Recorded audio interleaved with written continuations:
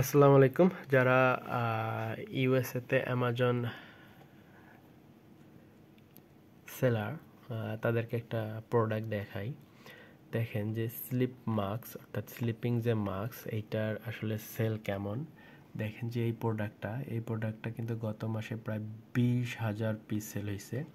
এই প্রোডাক্টটা গত মাসে সেল হয়েছে হচ্ছে প্রায় 40,000 পিস। এটা এইটা হচ্ছে 20,000 পিস। তারপরে হচ্ছে এটা 20,000 পিস। তারপরে হচ্ছে এটা সেল হয়েছে 100 পিস, এটা মেবি নতুন।